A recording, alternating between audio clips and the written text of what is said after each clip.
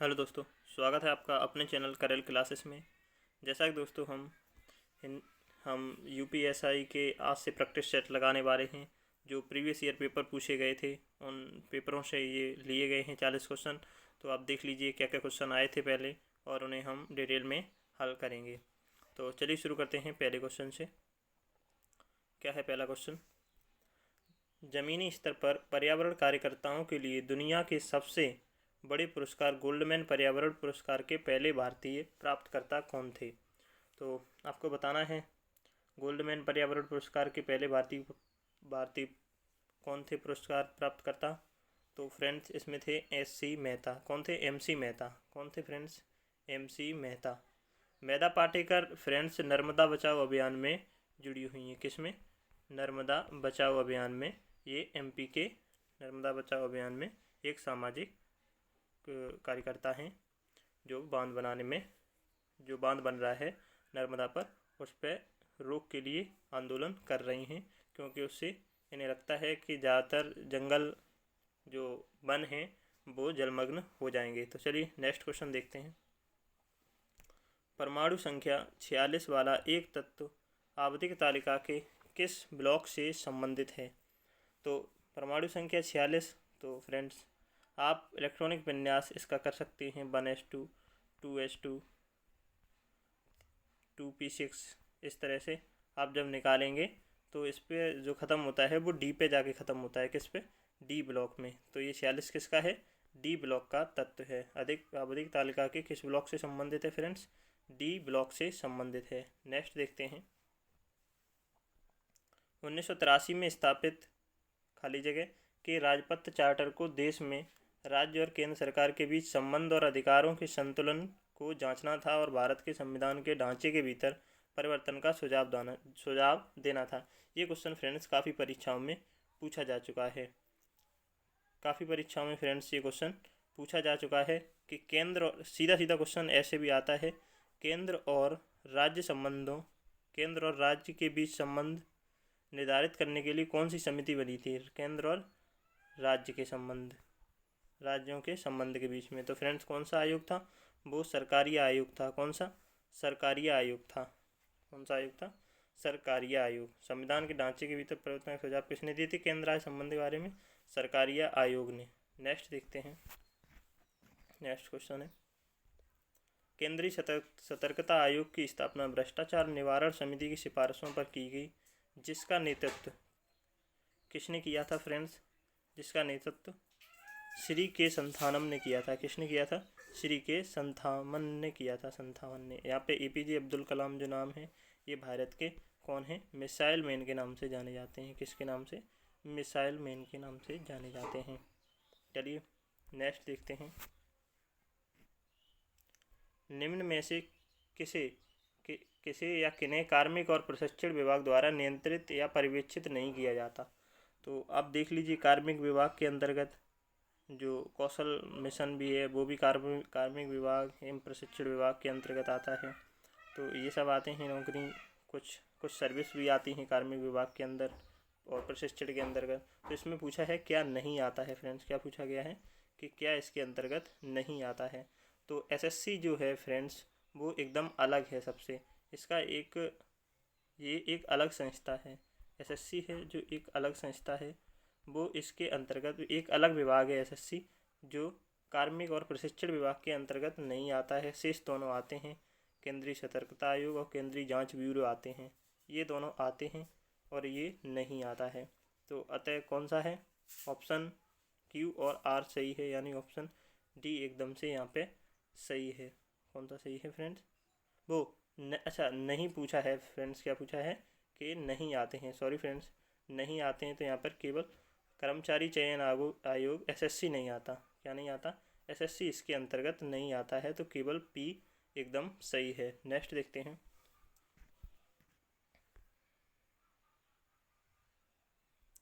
जनहित याचिका पीआईएल मामले पर न्यायाधीश के निर्णय के संबंध में निम्न में से कौन सा या कौन से सही हैं?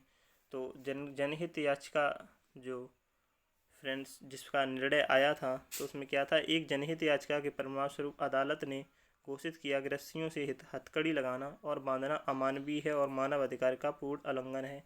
ये कथन बिल्कुल फ्रेंड्स गलत है, ये भी कथन सही नहीं है।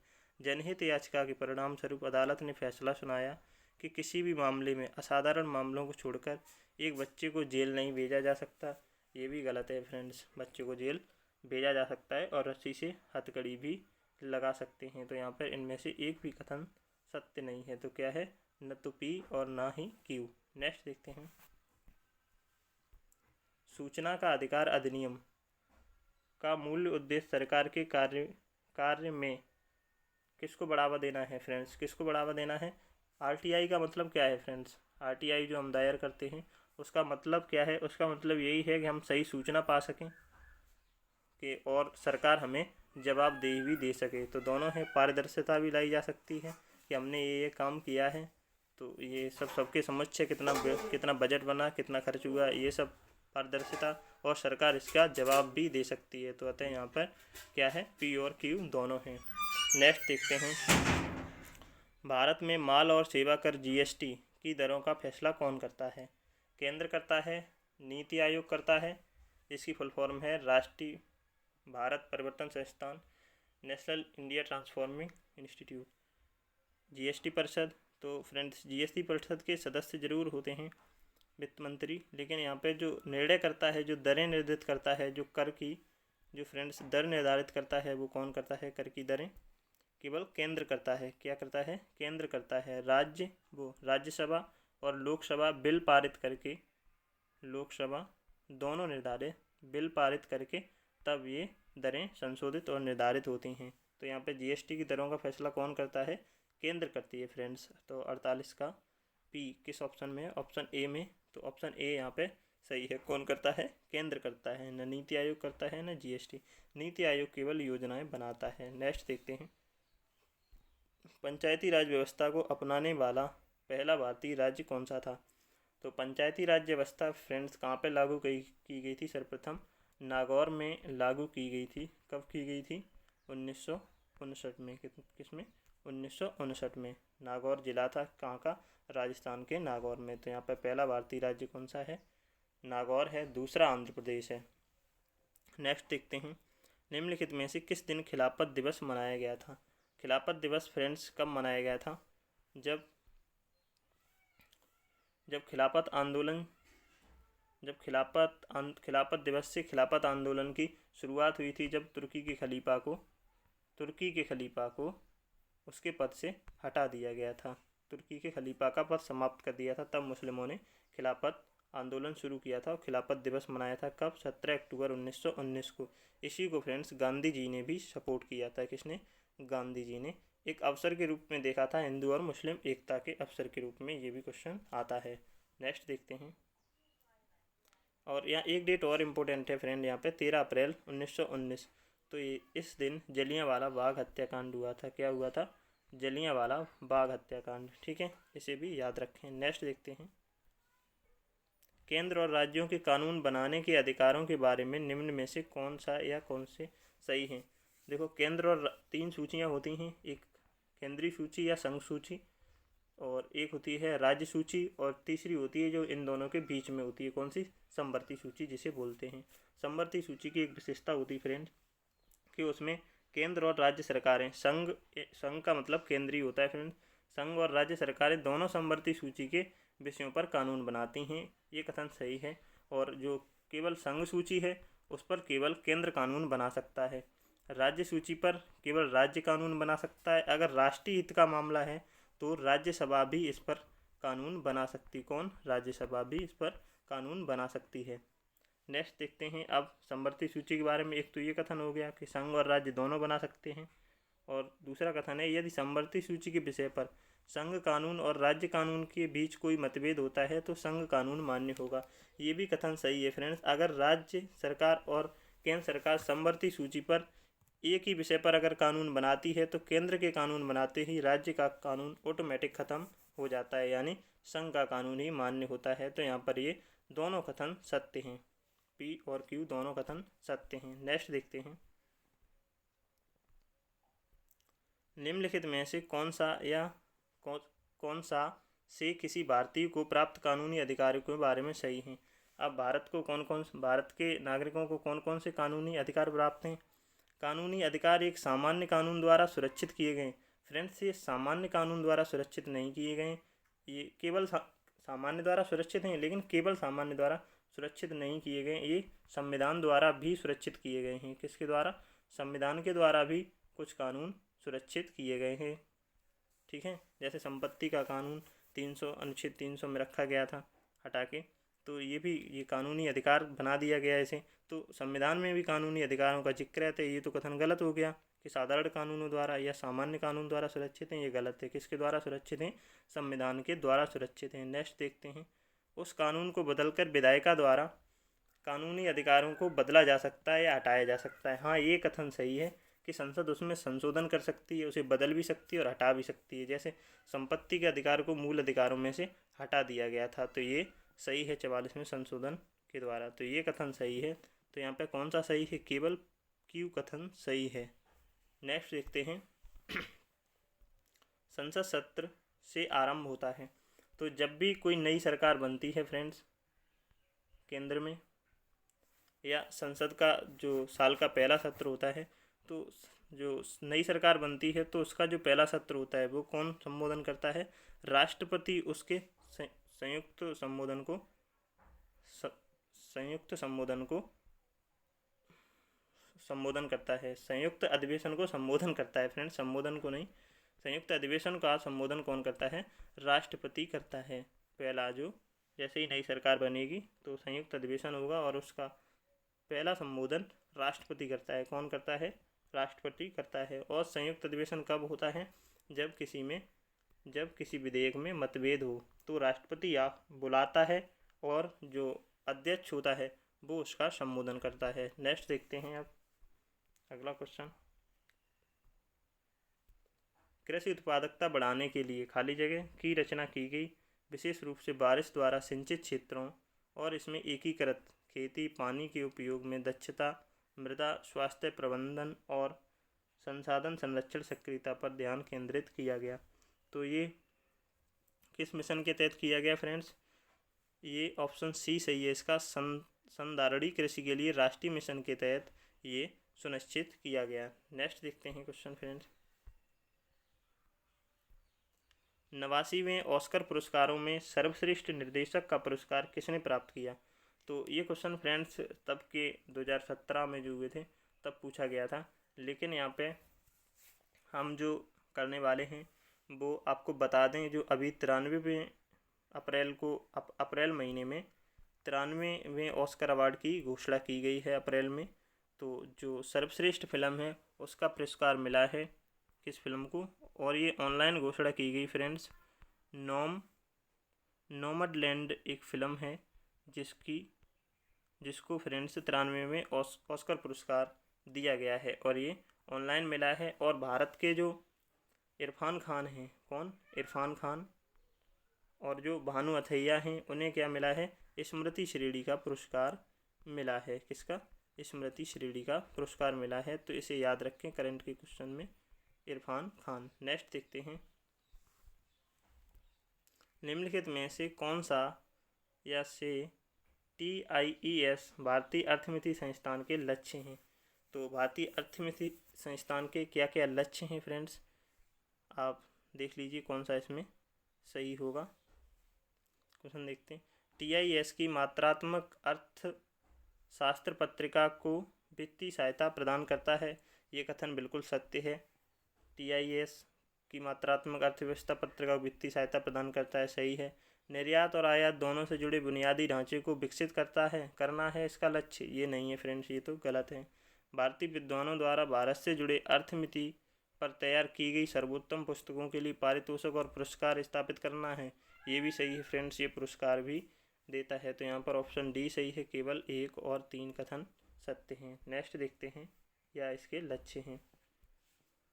किस मामले में सुप्रीम कोर्ट ने भारतीय दंड संहिता IPC की धारा 303 को रद्द कर दिया था, जिसके अनुसार एक आजीवन कैदी द्वारा की गई हत्या के लिए उसे अनिवार्य मृत्यु दंड दिया जाना चाहिए? तो फ्रेंड्स ये जो मामला था जिसमें IPC की 3 धारा को रद्द कर दिया गया था। तो ये कौन सा था? मिथु बनाम पंजाब राज्य मामला था। कौन सा? मिथु बनाम पंजाब राज्य मामला था। कौन सा? मिथु बनाम पंजाब राज्य मामला। नेक्स्ट देखते हैं।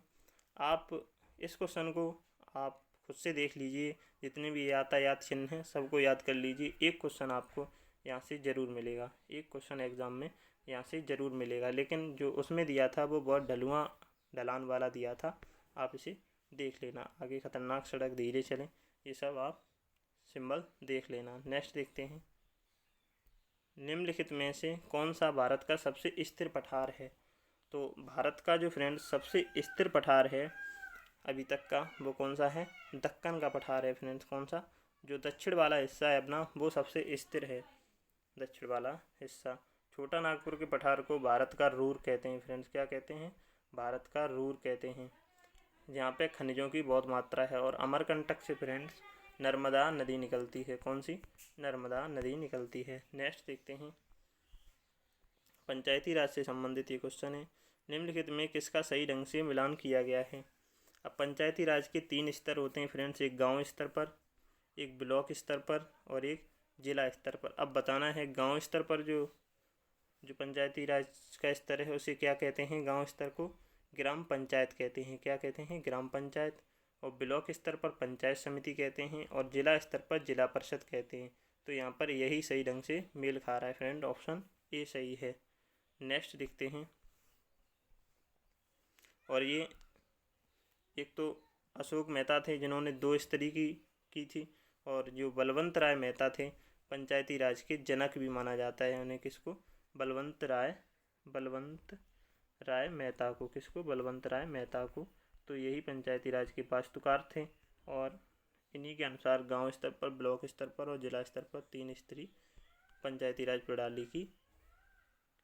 राज प्रणाली को लागू किया गया था। अब नेक्स्ट क्वेश्चन देख लेते हैं। यदि कभी यह सवाल उठता है कि कोई विधेयक धन विधेयक है या नहीं, तो खाली जगह का निर्णय अंतिम होता है। तो फ्रेंड ये क्वेश्चन काफ़ी इंपॉर्टेंट है और काफ़ी परीक्षाओं में पूछा गया है।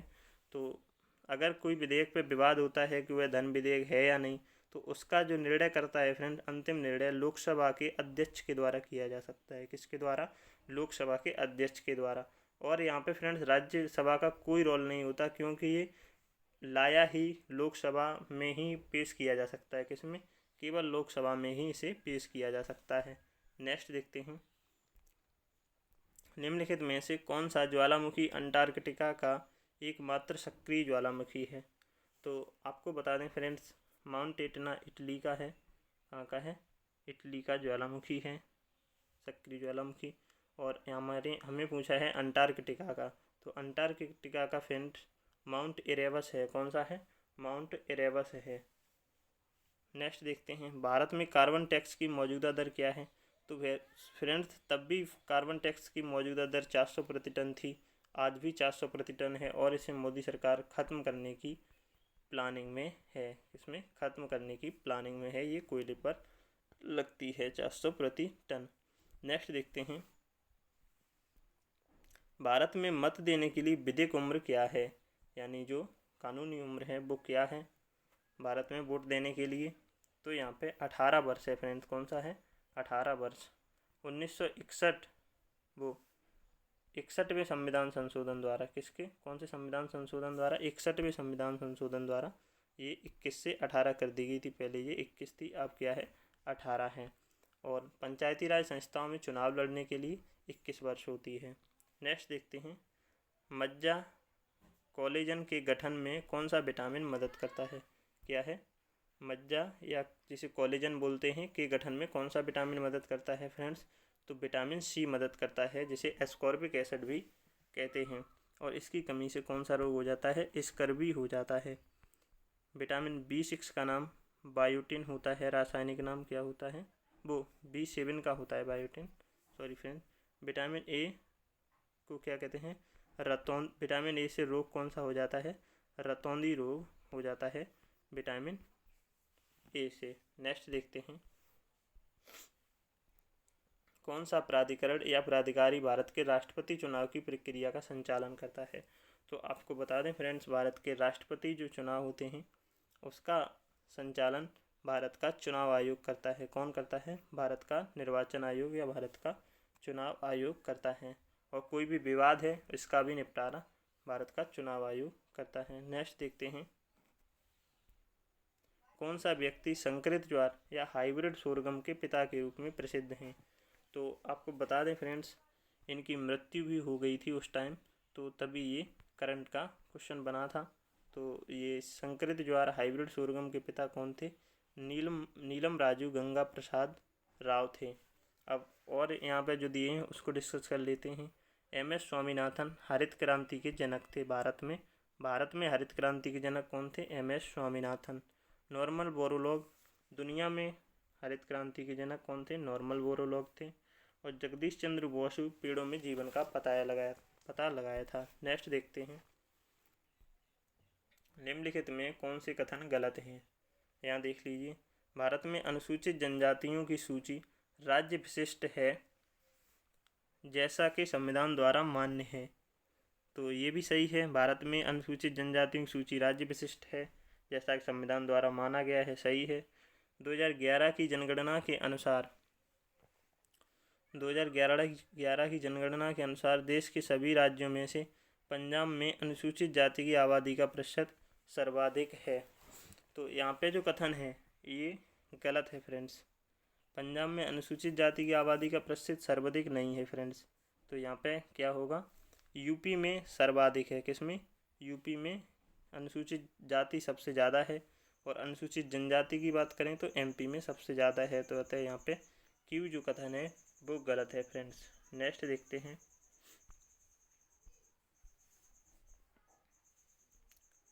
खाली जगह कार्बन डाइऑक्साइड या ग्रीन हाउस गैसों के उत्सर्जन में एक कमी होती है जो कि कहीं और किए गए उत्सर्जन की भरपाई के लिए की जाती है। तो क्या होता है फ्रेंड्स? कार्बन जो समायोजन होता है ऑफसेट, वो कार्बन डाइऑक्साइड और ग्रीन हाउस गैसों के उत्सर्जन में जो कमी होती है उसकी भरपाई के लिए की जाती है फ्रेंड्स। क्या है? कार्बन संयोजन। नेक्स्ट देखते हैं,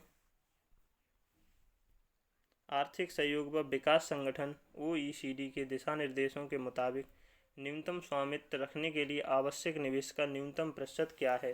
तो अगर आप किसी भी संगठन में या किसी भी कंपनी में न्यूनतम स्वामित्व रखना चाहते हैं तो आपको कम से कम उसमें 10% शेयर होना चाहिए या 10% निवेश आपका होना चाहिए। कितना फ्रेंड? 10% निवेश, तभी आप उसका स्वामित्व कर पाएंगे। नेक्स्ट देखते हैं, खाली जगह को 7 से 9 अक्टूबर 1991 को पेरिस में आयोजित मानव अधिकारों के संवर्धन और संरक्षण के लिए राष्ट्रीय संस्थानों पर पहली अंतर्राष्ट्रीय कार्यशाला वर्कशॉप में परिभाषित किया गया है। किसको फ्रेंड्स? जो पेरिस में सम्मेलन हुआ था उसे पेरिस सिद्धांत के नाम से जानते हैं। किससे फ्रेंड? पेरिस सिद्धांत के नाम से। पेरिस सिद्धांत को 7 से 9 अक्टूबर को मानव अधिकार संवर्धन और संरक्षण के लिए राष्ट्रीय संस्थानों में पहली कार्यशाला माना जाता है। और मानव अधिकारों से संबंधित प्रश्न याद रखें फ्रेंड्स, 2 से 3 प्रश्न यहाँ से मिल जाते हैं। नेक्स्ट देखते हैं, निम्नलिखित में से कौन सा या से भारत में एक व्यक्ति के अधिकारों के बारे में सही है? तो ये बताना है कि भारत में कौन सा या कौन से एक व्यक्ति के अधिकारों के बारे में सही है। तो चलिए देख लेते हैं, यदि किसी व्यक्ति के मौलिक अधिकार का, यहाँ व्यक्ति और जोड़ लें, यदि किसी व्यक्ति के मौलिक सॉरी फ्रेंड्स, व्यक्ति के मौलिक अधिकारों का उल्लंघन होता है तो संविधान कहता है कि पीड़ित व्यक्ति उच्च न्यायालय या सर्वोच्च न्यायालय में जा सकता है। सही बात है फ्रेंड्स। आर्टिकल 32 के तहत, किसके? आर्टिकल 32 के तहत संवैधानिक उपचारों के अधिकार में जिस भी व्यक्ति के मूल अधिकारों का हनन हो तो वो आर्टिकल 32 के तहत सर्वोच्च न्यायालय या उच्च न्यायालय में अपील कर सकता है। तो यहाँ पे ये कथन तो सही है फ्रेंड्स। अब नेक्स्ट कथन है, यदि किसी व्यक्ति के कानूनी अधिकार का उल्लंघन होता है तो वह एक सामान्य न्यायालय में जा सकता है। हाँ, अगर कानूनी अधिकारों का उल्लंघन हो रहा है, कोई ज़मीन पे कब्जा कर रहा है या मार रहा है, पीट रहा है, तो वहाँ पे आप किसी साधारण न्यायालय में भी जा सकते हैं, जैसे जिला न्यायालय है, इन सब में जा सकते हैं, या तहसील न्यायालय में भी जा सकते हैं। तो यहाँ पे ये भी कथन सही है। तो यहाँ पर यही पूछा था कि कौन से कथन एक व्यक्ति के अधिकारों के बारे में कौन से कथन सही हैं। तो यहाँ पे कौन से कथन सही हैं फ्रेंड्स? ये दोनों ही कथन एकदम से सही हैं, तो ऑप्शन ए एकदम सही है। नेक्स्ट देखते हैं, एक वस्तु या वर्ग जो एक से अधिक मूल वस्तु या मूल वर्ग से गुणों और विशेषताओं को प्राप्त कर सकता है, उसे निम्न में से किस नाम से जाना जाता है फ्रेंड्स? उसे एकाधिक वंशागति के नाम से जाना जाता है। किस नाम से फ्रेंड्स? एकाधिक वंशागति के नाम से जाना जाता है। नेक्स्ट देखते हैं, किसी इलेक्ट्रॉनिक रिकॉर्ड को प्रमाणित करने के लिए उपयोगकर्ता को खाली जगह करने होंगे। क्या करने होंगे? इलेक्ट्रॉनिक मॉल लगानी होगी, ई सील, ये KYC पत्र, ये कुछ नहीं होते फ्रेंड्स। क्या होता है? एक डिजिटल हस्ताक्षर करने होंगे। उपयोगकर्ता को क्या करना होगा? एक डिजिटल हस्ताक्षर करने होंगे। नेक्स्ट देखते हैं, ये तब करंट का क्वेश्चन है। वित्तीय वर्ष 2017-18 के लिए एक व्यक्तिगत करदाता के लिए आयकर शून्य है, उसकी कुल आय खाली जगह रुपए से अधिक नहीं हो सकती। तब फ्रेंड 2.5 लाख था। कौन सा था? 2.5 लाख था। लेकिन आज की अगर जो बात करें हम, तो क्या होगा फ्रेंड्स? इनमें से एक भी ऑप्शन सही नहीं होंगे। 2021-22 के लिए 2021-22 के लिए क्या है फ्रेंड्स? 5 लाख रुपए है। कितनी? 5 लाख रुपए है। क्या है? 5 लाख रुपए है वार्षिक आय 21-22 के लिए। नेक्स्ट देखते हैं, रेड फ्लैग नाम का संयुक्त वायुसेना अभ्यास भारत और दूसरे किस देश के बीच होता है? तो रेड फ्लैग नाम का संयुक्त वायुसेना अभ्यास है फ्रेंड, किस देश के बीच होता है? भारत और अमेरिका के बीच में होता है। भारत और अमेरिका के बीच में। और कौन सा होता है? मालाबार होता है। भारत, जापान और इसमें ऑस्ट्रेलिया को शामिल करने की बात भी कही जा रही है। रूस की बात करें तो इंद्र होता है। कौन सा होता है? इंद्र रूस के साथ होता है। नेक्स्ट देखते हैं, और जो धर्म गार्जियन है वो इंग्लैंड के साथ होता है। कौन सा? धर्म गार्जियन। नेक्स्ट देखते हैं, भारत में वर्तमान में भारत में सभी बम संबंधित पहलुओं के लिए खाली जगह एक प्रमुख एजेंसी के रूप में कौन कार्य करता है फ्रेंड्स? तो ये जो राष्ट्रीय बम डेटा केंद्र है, वो जितने भी बम से संबंधित पहलू हैं उसके लिए जो एक प्रमुख एजेंसी है वो कौन सी है? राष्ट्रीय बम डेटा केंद्र एक प्रमुख एजेंसी है। नेक्स्ट देखते हैं, निम्नलिखित में किस व्यक्ति को हिंदू दर्शन की सांख्य पद्धति के संस्थापक के रूप में जाना जाता है? तो फ्रेंड्स हिंदू दर्शन में कितने मुख्य दर्शन थे फ्रेंड्स? हिंदू दर्शन में फ्रेंड्स 6 मुख्य दर्शन थे। कितने? 6 मुख्य दर्शन थे। तो यहाँ पे जो गौतम थे फ्रेंड्स, वो न्याय दर्शन के थे। किसके? न्याय दर्शन के। और जो बदरायण थे, वो वेदांत दर्शन के थे। किसके? वेदांत दर्शन के। और जो पतंजलि थे, आपको पता ही होगा, योग दर्शन के थे। और जो कपिल थे वो फ्रेंड्स सांख्य दर्शन के थे। किसके? सांख्य दर्शन के। और जो जैमिनी थे, ये भी पूछा जाता है, तो ये मीमांसा के थे। किसके? मीमांसा के जैमिनी थे। और कौन बचा है फ्रेंड्स? अब तो लगभग सभी हो गए। एक कड़ाद बचे हैं जो रसायन के थे। कौन से फ्रेंड? कड़ाद किसके थे? रसायन के थे। रसायन के। तो 6 देख लिए आपने। अब देखते हैं आगे। इस क्वेश्चन का जवाब क्या है? सांख्य दर्शन के कौन है फ्रेंड्स? कपिल ऋषि हैं। कौन है? कपिल ऋषि। कपिल मुनि सांख्य दर्शन के थे। पतंजलि योग के, बदरायण वेदांत के थे, गौतम न्याय के थे। चलिए नेक्स्ट क्वेश्चन देखते हैं। राम ने एक अपराध किया जिसके लिए सज़ा सिर्फ 40 का जुर्माना था, लेकिन वह इस राशि का भुगतान नहीं कर सका। फिर IPC की धारा 67 के अनुसार उसे भुगतान न करने के लिए अधिकतम खाली जगह महीने तक के लिए कैद किया जा सकता है। तो फ्रेंड्स इसका जो सही जवाब था वो 2 महीने के लिए था। उसे 2 महीने के लिए कैद किया जा सकता है। नेक्स्ट देखते हैं, लास्ट क्वेश्चन है फ्रेंड्स। राजनीति के निदेशक सिद्धांतों के बारे में निम्न में से कौन सा या से कथन गलत हैं? तो चलिए फ्रेंड्स देखते हैं। वे अदालतों द्वारा लागू किए जा सकते हैं। ये फ्रेंड्स जो कथन है वो गलत है। राज्य के नीति निर्देशक सिद्धांतों को न्यायालय द्वारा लागू नहीं किया जा सकता। ये क्या है? राज्य अगर चाहे तो लागू कर सकता है, और उसकी इच्छा है अगर न करने की तो वो नहीं कर सकता है। तो यहाँ पे ये कथन तो गलत हो गया। नेक्स्ट देखते हैं। वे आयरलैंड के संविधान में दिए गए निदेशक सिद्धांतों से प्रेरित हैं। ये सही है फ्रेंड्स। जो नीति निर्देशक सिद्धांत लिए गए वो किससे लिए गए? आयरलैंड के संविधान से लिए गए। तो यहाँ पे केवल जो क्यू कथन है वो, सॉरी फ्रेंड्स, गलत कथन पूछा है, माफ़ करें, हमें गलत कथन पूछा है। कौन सा गलत है? तो यहाँ पे ऑप्शन ए है, जो पी है, जो पी कथन है वो गलत है। ये कथन तो सही है, जो कथन है पी वो गलत है। तो यहाँ पे केवल पी जो कथन है वो गलत है फ्रेंड्स। क्या है? केवल पी जो कथन है वो गलत है, गलत कथन पूछा गया है। तो अतः यहाँ पर हमारा पूरा जो क्वेश्चन है प्रैक्टिस सेट फ्रेंड्स वो पूरा हुआ। अब अगर वीडियो अच्छा लगा हो तो वीडियो को लाइक करें, शेयर करें, और वीडियो देखने के लिए धन्यवाद फ्रेंड्स। और अपने इस चैनल को सब्सक्राइब भी कर